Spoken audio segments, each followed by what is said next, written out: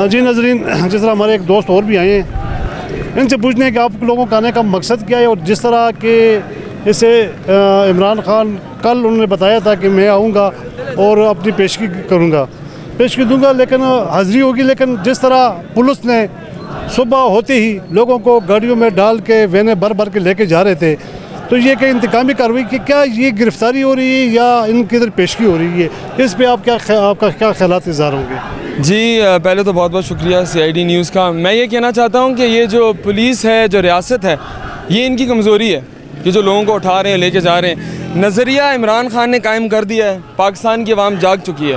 آپ عمران خان کو کچھ بھی کر لیں، اب پاکستان کی عوام آپ کو نہیں چھوڑنے والی۔ ہمیں پتہ چل گیا حق اور باطل کا فرق۔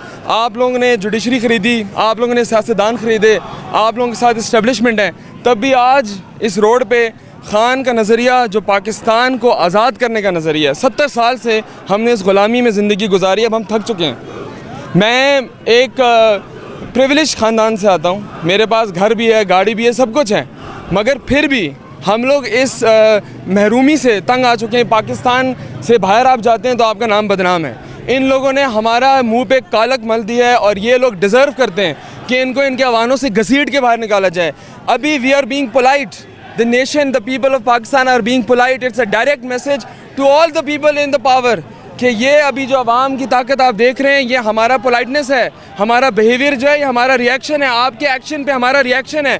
بٹ آپ پاکستان کی عوام کو اس دہیج پہ نہ لے کے جائیں کہ ہمیں ایکشن لینا پڑے۔